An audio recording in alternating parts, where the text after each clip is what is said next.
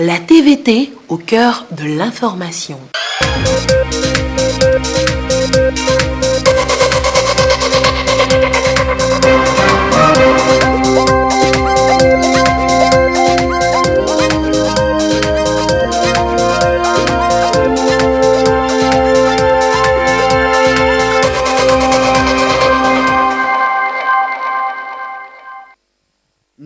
Merci de votre attention. Excellent début de semaine à tous. Les Nations Unies décidées à accompagner les États membres dans la mise en œuvre des ODD. 47 pays prennent part au forum politique de haut niveau sur le rapport de mise en œuvre justement de ces ODD. C'est le 6e rendez-vous du genre. Le Togo y participe, représenté par le Premier ministre, comme c'est l'homme Classou.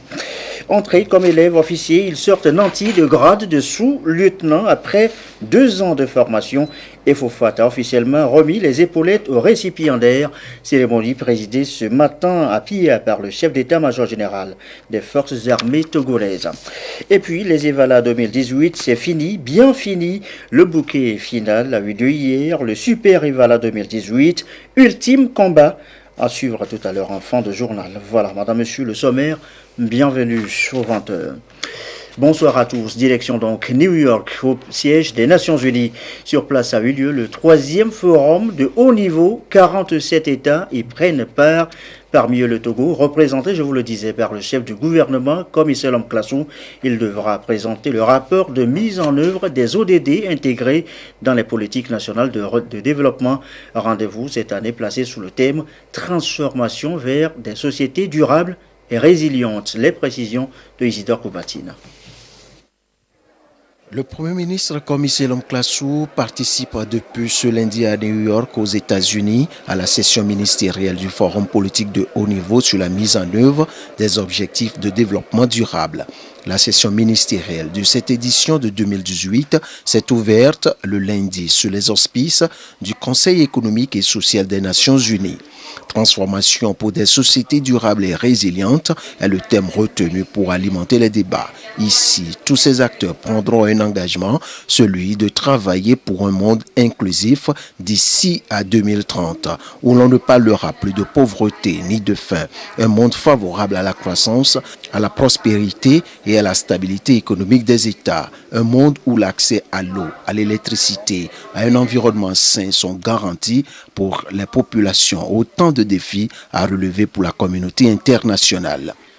Les différentes interventions à l'ouverture de cette session ministérielle, celle de la présidente du Conseil économique et social, du président en exercice de l'Assemblée générale des Nations Unies, de la vice-secrétaire générale des Nations Unies et de l'envoyé spécial du secrétaire général pour la jeunesse ont encore insisté sur les défis toujours présents dans certains pays et invité les États à redoubler davantage d'efforts afin de les relever pour ne laisser personne en marge du développement. Les 47 États retenus cette année dans le Togo vont partager leur expérience quant aux avancées réalisées dans la mise en œuvre des ODD intégrés aux politiques nationales de développement. Présent déjà en 2016 et en 2017 comme pays volontaire, le Togo prend part activement à la présente édition pour la 3e fois consécutive. La délégation togolaise est conduite par le Premier ministre, chef du gouvernement, commissaire Classou, qui présentera le rapport du Togo. Le présent rapport est centré sur les efforts de mise en œuvre des objectifs 6, 7, 11, 12, 15 et 17 choisis par les Nations Unies pour faire objet de la revue de cette année. Le passage du Togo est programmé le mardi 17 juillet. Des rencontres de haut niveau sont également inscrites à l'agenda du chef du gouvernement ici à New York. Et voilà le rapport du Togo à suivre demain mardi donc. L'UEMOA à l'heure de son bilan annuel. L'institution fait l'inventaire des réformes politiques, programmes et projets communautaires de ses États membres. 4e exercice du genre. Les travaux ont commencé ce lundi à Lomé. Pour les experts, il va falloir noter les résultats atteints, relever les difficultés auxquelles certains États sont encore confrontés. Au final, proposer des pistes de solutions. Fafa Dalmeda, Yves Agbevi. Instituée en 2014 en vue de favoriser l'accélération de l'application des réformes politiques, programmes et projets communautaires au sein de l'Union, la revue annuelle de l'UEMOA qui se tient à Lomé avec les acteurs concernés doit dégager les avancées en matière de transposition et d'application des réformes communautaires, d'identifier et d'anticiper les facteurs pouvant constituer un goulot d'étranglement, question de donner une plus forte impulsion politique au processus d'intégration régionale dans l'espace UEMOA. C'est la condition pour réaliser l'avancement du processus d'intégration, mais surtout son ancrage au niveau des États membres. C'est une condition importante et cet exercice de revue annuelle qui a été institué par la conférence des chefs d'État est un exercice qui permet justement de mesurer les efforts accomplis par chaque État membre de l'Union dans le cadre de la mise en œuvre des réformes, des politiques, des programmes et des projets communautaires. C'est une réunion technique, celle qui commence aujourd'hui. Elle sera suivie par une réunion au niveau politique entre les responsables de la commission de l'UEMOA et les plus hautes autorités togolaises afin que l'impulsion politique soit toujours accompagne tous ces efforts-là. Pour le directeur de cabinet Kosito Fior, représentant le ministre de l'économie et des finances, l'édition 2017 de la revue a révélé une amélioration de l'état général de la mise en œuvre des réformes dans l'Union avec un taux moyen de 62%. Le gouvernement togolais, sous la direction du chef de l'État, a-t-il ajouté, met tout en œuvre afin que les réformes se poursuivent et s'appliquent rigoureusement dans l'intérêt des citoyens togolais. Autre sujet évoqué maintenant, le régime des armes au Togo. La Commission nationale de lutte contre la prolifération, la circulation, le trafic illicite des armes légères et de petit calibre plaide pour l'adoption et la vulgarisation de l'avant-projet de loi relatif justement au régime des armes au Togo. Campagne la semaine dernière dans la région centrale. Le compte rendu de Lamarck Bojola. Cette session de la Commission nationale de lutte contre la prolifération, la circulation et le trafic illicite des armes légères et de petit calibre a rassemblé des magistrats, des forces de sécurité et de défense, des agents des douanes et des représentants de la société civile. Elle a pour objectif de renforcer les capacités des acteurs de mise en œuvre et les autres acteurs de la société civile à s'approprier le contenu du test en vue de leur responsabilisation dans le cadre de l'accomplissement de leurs missions respectives. Qu'est-ce que le traité sur le commerce des armes? C'est un traité qui s'impose à tout le monde parce que le Togo l'a ratifié en 2015. Et c'est un traité qui s'impose donc à tous les États partis, comme le Togo. La population doit s'attendre à une sensibilisation. La détention illicite d'armes n'est pas permise. Lorsqu'on doit détenir une arme, il faut que cette arme-là soit tracée, il faut que cette arme-là soit marquée.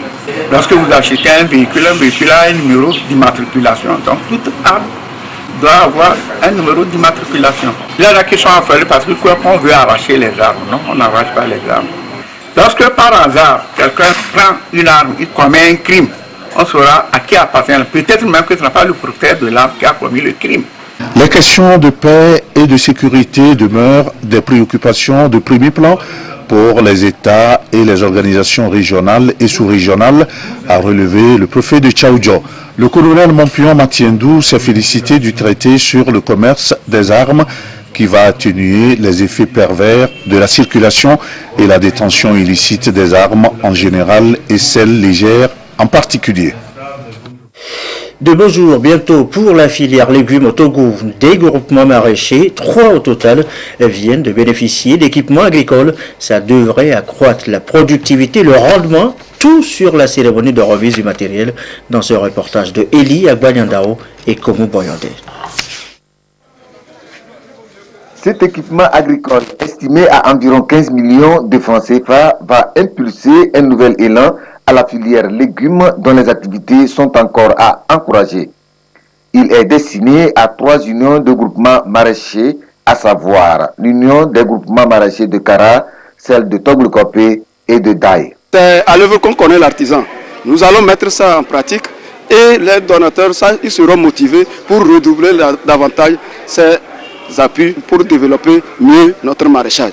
C'est un don de la coopération allemande à travers la GIZ pour appuyer le gouvernement togolais dans la lutte contre la pauvreté et la sous-alimentation au Togo. Au Togo, la plupart de la population est engagée dans l'agriculture et ainsi c'est un levier pivotal pour le développement durable et la lutte contre la pauvreté et aussi bien sûr l'atteinte des objectifs du développement durable.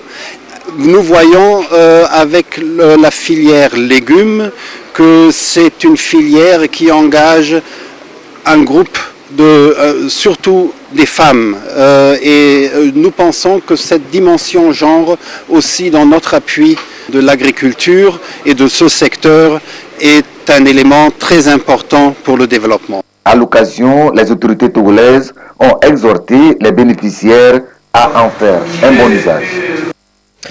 Un mot de santé dans cette édition et cette séance de formation ouverte ce lundi même pour les prestataires de santé du CHU Sylvanus Olympio. Séance sur précisément les soins palliatifs et par ricochet, eh bien, ce sont les patients qui devraient être mieux traités désormais. Benny Johnson, Nathalie Panengui. Infirmiers, médecins, sages-femmes, psychologues, tous prestataires de santé du CHU Sylvanus Olympio planchent sur les soins palliatifs. Comment évaluer la douleur chez le patient atteint du cancer ou d'une autre maladie non transmissible? C'est l'une des thématiques qui seront abordées durant les 5 jours de formation. Nous allons leur apprendre à gérer la douleur, déjà évaluer la douleur, comment la traiter, parce qu'aujourd'hui nous traitons la douleur selon les paliers de l'OMS, selon que la douleur soit légère, modérée ou bien sévère. Et en fonction de l'intensité de la douleur du patient, le personnel de santé doit pouvoir prendre les mesures appropriées pour soulager le patient. Nous allons leur apprendre à gérer les différents symptômes qu'on peut rencontrer chez des patients qui ont des maladies chroniques. Et nous allons leur apprendre à préparer les familles et le patient à la mort. Le ministère de la Santé et de la Protection sociale, le programme national de lutte contre les maladies non transmissibles, vise une meilleure prise en charge des patients. Et le CHU Sylvanus Olympio est le premier bénéficiaire de cette formation. Quand quelqu'un est malade et qui a une maladie chronique grave et qui l'empêche de vaquer à ses besoins, il a besoin de soins d'accompagnement qui prennent en compte la douleur, qui prennent en compte son côté psychologique et psychique, son côté spirituel. Un cancer du foie par exemple, qui les cellules ont envahi plusieurs organes et qui souffre énormément. Cette personne qui a des douleurs, il faudra prendre en compte des douleurs physiques, prendre en compte ces douleurs. Cette personne qui a des douleurs morales parce que se sentant fini, il faudra un certain accompagnement psychologique pour que cette personne accepte sa situation et continuer dans un état digne la suite de la vie. Un programme est également prévu pour les leaders religieux et les acteurs de la médecine traditionnelle afin que leur participation soit effective et prise en compte. Du matériel de laboratoire pour la police scientifique. Il devrait servir à faire face au phénomène de drogue et de stupéfiants. C'est un don de l'ambassade des États-Unis réceptionné ce matin au ministère de la Sécurité et de la Protection civile. On parle de 300 millions de francs CFA, sa valeur. Serge Tastom, Ferdinand Tassoua. Du matériel de laboratoire pour servir dans la lutte contre la drogue et les stupéfiants. Le ministère de la Sécurité et de la Protection civile entre en possession de ces outils de travail grâce à l'ambassade des États-Unis d'Amérique au Togo. Un don qui vient en appui aux équipements du laboratoire national de la police scientifique togolais. Le matériel que nous venons de recevoir ce matin, il s'agit d'un chromatographe. Il y a 2 chromatographes, un en phase gazeuse, l'autre en phase liquide.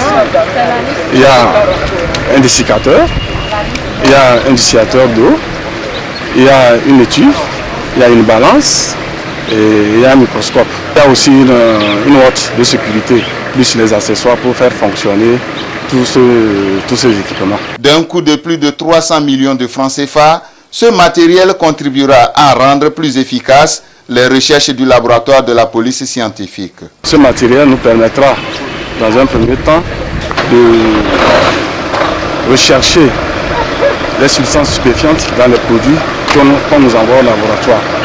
Donc il s'agit de rechercher les drogues et consorts. En plus, avec le chromatographe, on serait en mesure de réaliser des tests de toxicologie, ce qui permet de voir aussi si tel produit est toxique ou pas. En plus aussi, nous pourrons lutter aussi contre le trafic de faux médicaments. On pourra avec ce matériel voir si le médicament qui sort de la pharmacie ou que les gens vendent, est-ce qu'il y a vraiment un principe actif ou dedans. Le secrétaire général du ministère de la Sécurité et de la Protection civile, le lieutenant-colonel Akobi Mensa, a salué l'amitié et la coopération qui existent entre le Togo et les États-Unis. Il a aussi remercié le chef de l'État pour ses efforts dans le domaine de la protection et de la sécurité au Togo. La suite de cette édition, il est 20h16. On parle maintenant de deux voisins, l'Éthiopie et l'Érythrée. Le sésame de la paix, les deux pays normalisent leurs relations diplomatiques après 30 ans de conflit. Le président érythréen Isaias Afwerki a réouvert l'ambassade de son pays en Éthiopie. Elle était restée fermée pendant 20 ans après la rupture des relations diplomatiques entre les deux voisins de la Corne de l'Afrique. La réouverture de cette ambassade à Addis Abeba met fin à 3 jours de visite officielle du chef de l'État érythréen en Éthiopie, visite destinée à consolider la fin des hostilités entre les deux pays. Le retour en France des champions du monde, le retour à Paris précisément, de leur sortie de l'avion à l'aéroport de Paris, Charles de Gaulle, à la descente des Champs-Élysées en bus, l'équipe de France, les joueurs de l'équipe de France ont partagé sur les réseaux sociaux leur retour en France après leur titre de champion du monde. La fête continue en ce moment même, ce soir encore à l'Élysée avec le président Macron et le peuple de France. Nous reviendrons sur les images dans nos prochaines éditions. Cela dit, retour chez nous au Togo. Retour chez nous au Togo a signalé que le collège militaire Eyadema a été doté d'une salle d'entraînement de judo. La salle a été inaugurée samedi dernier par le ministre des Sports en présence des officiers supérieurs des forces armées togolaises. La marque Bojana pour le récit de l'événement. Après 39 ans d'existence, le collège militaire Eyadema bénéficie d'un dojo pour les cours de judo. Cette salle de judo a été inaugurée par le ministre des Sports qui a décliné la vertu de ce sport d'origine japonaise et défini les objectifs assignés à ce centre de judo, centre doté de matériel par la Fédération togolaise de judo. Notre choix s'est porté sur le collège militaire Eyadema où nous avons un bon visier, un bon potentiel. Et l'objectif, c'est pouvoir préparer d'ores et déjà les futurs champions. La réception de ce dojo a permis de vivre les prestations des apprenants. Je tiens à remercier, au nom du lieutenant-colonel commandant le collège militaire Eyadema, la Fédération togolaise de judo et le gouvernement pour cette action en faveur des enfants de troupe. Nous promettons d'utiliser à bon escient ce matériel pour l'épanouissement du judo au collège militaire Eyadema. Le judo a été créé en tant qu'une pédagogie physique, mentale et morale depuis 1882, a relevé le commandant du collège. Le lieutenant-colonel Komlanvi Tony a laissé entendre que c'est un sport moderne et olympique qui allie souplesse, concentration, équilibre et discipline personnelle que sont les valeurs indispensables à l'épanouissement des enfants de troupe. Notez que les artistes et promoteurs culturels dans la région des Savanes ont eu une séance de travail avec le ministère en charge de la culture, une tournée pour leur présenter la feuille de route gestion 2018 du Fonds d'aide à la culture et leur présenter par la même occasion les innovations apportées dans les projets à postuler pour le développement culturel à Dapon, Désiré Aloy. Le Fonds d'aide à la culture FAC, une initiative du gouvernement togolais pour accompagner les artistes dans la perfection de leur œuvre. La culture, un bien touristique donc source économique, identifie chaque peuple et doit être pérennisé pour les générations actuelles et futures. Une tournée du ministère de la Communication, de la Culture, des Sports et de la Formation civique pour présenter la nouvelle feuille de route et les innovations dans le projet. En termes d'innovation, je citerai 2 exemples. Cette année, pour qu'un porteur de projets culturels, et notamment pour que quelqu'un puisse avoir un accompagnement pour publier son manuscrit, et il doit passer par une maison d'édition où un comité de lecture doit donner le OK par rapport à la qualité de l'ouvrage à publier. Et ça va de l'intérêt des Togolais, puisque tout ouvrage est d'abord pour les lecteurs togolais. Il en est de même pour les œuvres musicales. Vous voulez sortir un album, passez par un studio qui est compétent pour dire vous avez un album de qualité. La gestion du FAC se fait dans la rigueur, la transparence et l'équité, dans l'intérêt des artistes pour rendre plus visible leur œuvre. Une préoccupation des autorités. Et on parle de culture, toujours culture aussi alliée à l'architecture. À noter la clôture du grand jury international de l'EAMO. C'était ce week-end. Retour sur la cérémonie avec nos reporters. Le grand jury international 2018 a décidé, après 5 années d'études, ces étudiants, 118 au total de l'École africaine des métiers de l'architecture et de l'urbanisme EAMO, sortent nantis d'un master en architecture, en urbanisme et en gestion urbaine. En présence des autorités, enseignants-chercheurs, étudiants, parents et amis, des prix ont été décernés aux meilleurs lauréats, dont le prix du meilleur élève de la promotion et le prix de l'excellence féminine. L'intitulé de mon projet, c'est « Contribution au secteur culturel national par la valorisation des arts », proposition d'une école d'art visuel à Lomé au Togo. Il s'est agi de proposer une école d'art visuel rattachée à la faculté des lettres, langues et arts de l'université de Lomé afin de pallier un manque de formation en termes d'art au Togo. La problématique même, c'est le devenir de nos marchés. La problématique de mon travail personnel de fin d'études, c'est le devenir des marchés urbains. Comment est-ce qu'ils vont évoluer? Comment est-ce qu'ils vont se moderniser? Cette 37e promotion composée de 14 pays d'Afrique centrale et de l'Ouest vient s'ajouter aux 1200 cadres déjà formés dans le domaine par l'école régionale depuis sa création en 1975. La contribution de l'EAMO, elle est importante dans le développement de nos villes, surtout actuellement, aujourd'hui au XXIe siècle. Aujourd'hui, nous sommes confrontés à beaucoup de problèmes, le développement, la croissance des villes, c'est une réalité, la globalisation, et les villes deviennent les centres de réflexion, parce qu'ils sont des moteurs du développement. Et là, les statistiques qui disaient qu'à l'horizon 2050, effectivement, plus de 60% des populations africaines seront des citadins. Donc cela veut dire que c'est des villes qui vont être au centre de toutes les activités. En clôturant les travaux de ce jury, le ministre Octave Nicobroum, également vice-président du conseil d'administration de l'EAMO, a salué l'engagement de cette institution dans la modernisation des offres de formation.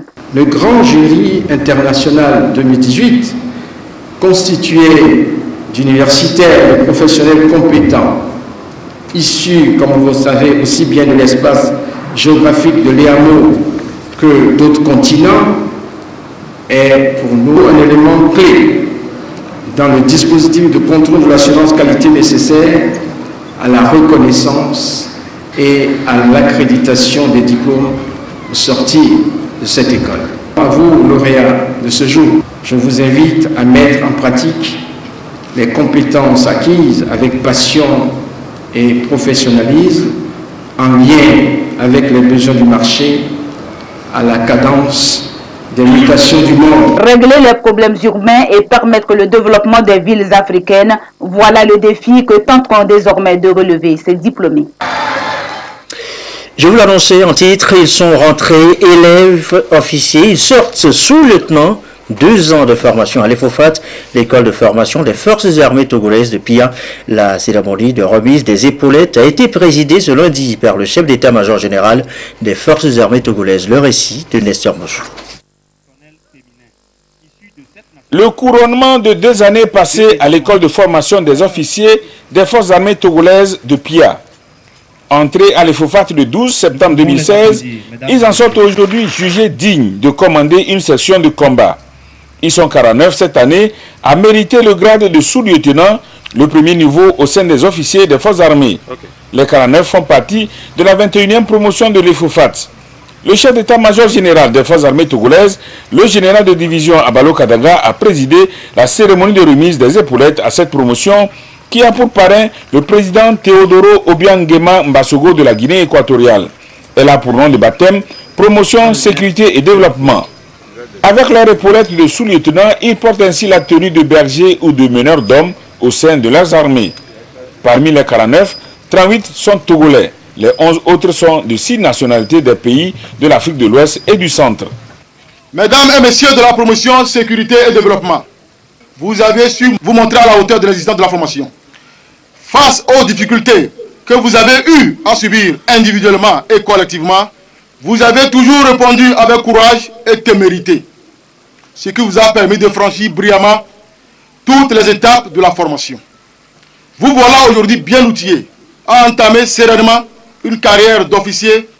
Désormais, plus rien ne saurait vous ébranler.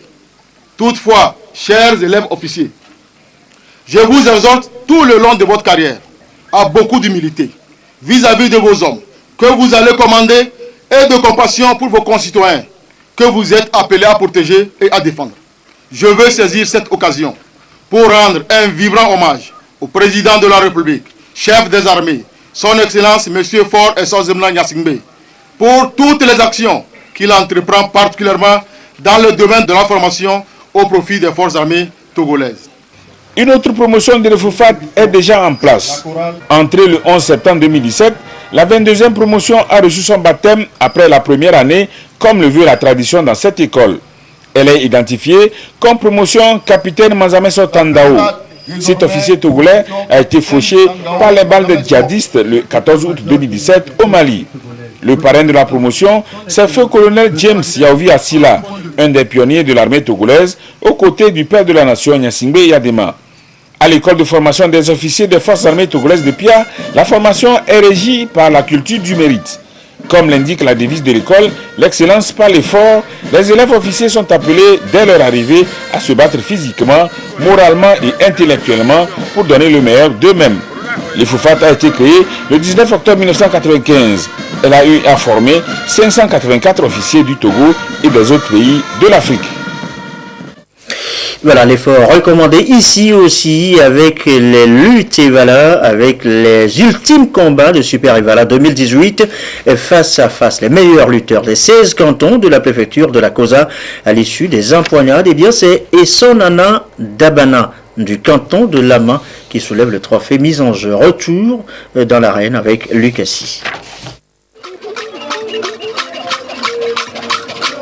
C'est Essonana Dabana du canton de Lama en shot vert qui remporte le titre de Super Evala 2018, intéressant son adversaire du canton de Pia en rouge, Wiao Kanawe.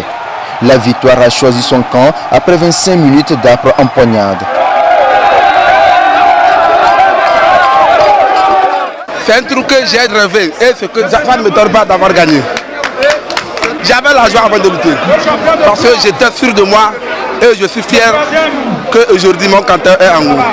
Ce sont les 16 meilleurs lutteurs issus des cantons de la Kosa qui se sont affrontés en 8e de finale, quart de finale et demi-finale pour dégager les 2 finalistes pour le compte de cette compétition qui met fin à l'édition 2018 des luttes Evala en pays kabyle.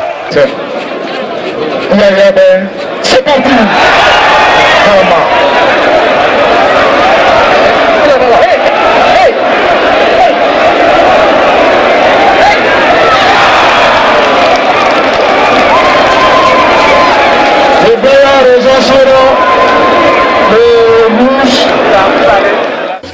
Depuis la première année en 2010 jusqu'à ce jour, toute la population de la Kosa et de ses environs et du Togo a épousé. Et aujourd'hui, nous nous réjouissons que la cohésion que nous cherchons, nous avons l'air d'atteindre nos objectifs. La 3e place de la compétition est allée à Yao Hemu du canton de Bou qui a pris le dessus sur son homologue de Tchare, Mensa Nyazo. À partir de cette 9e édition qui crée l'émulation et l'engouement autour des Evala pour plus de promotion des rites traditionnels, l'organisation change de main. C'est l'association togolaise pour l'épanouissement des sports, des loisirs et de la culture qui est désormais chargée de l'affaire en lieu et place de la Ligue de l'athlétisme de Kara. Et voilà, Super Evala qui a réuni donc 12 cantons de la préfecture de la Kosa.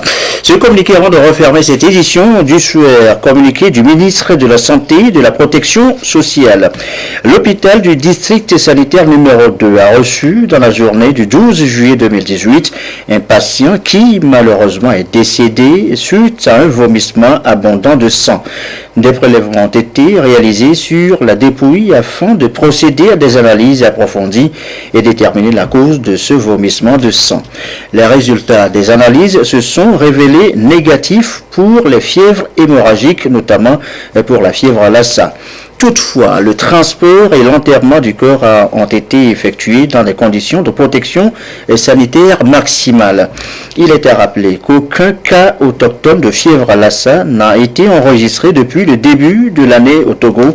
Le ministre de la Santé et de la Protection sociale exhorte la population à ne pas céder à la panique et la rassure que l'issue de la prise en charge des cas de fièvre de la dengue et de Lassa est favorable dès lors qu'elle intervient précocement.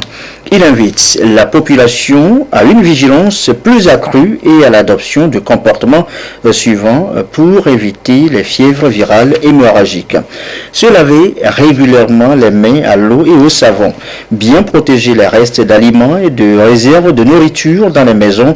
Adopter les mesures d'hygiène et assainissement pour éviter que les rongeurs ne pénètrent dans les maisons, notamment en conservant les céréales et autres denrées alimentaires dans des contenants bien fermés et résistants aux rongeurs, bidons, tonneaux, en éliminant les ordures loin des habitations et en maintenant la propreté à l'intérieur et autour des habitations. Éviter tout contact avec le sang, sel, urine, salive et les vomissures d'une personne suspecte ou malade d'une fièvre virale hémorragique. Ne pas manipuler à l'absence de toute mesure de protection adaptée le corps d'une personne suspectée décédée de fièvre virale hémorragique. Devant toute suspicion, informer le personnel de santé de la formation sanitaire la plus proche pour une prise en charge rapide et adéquate, communiqué donc du ministre de la Santé et de la Protection sociale, professeur Moustapha Midiawa. Et ceci referme cette édition du soir. Merci à vous qui nous suivez ce soir et particulièrement à Tchamba. Et comme d'habitude, toujours fidèlement. Très belle soirée.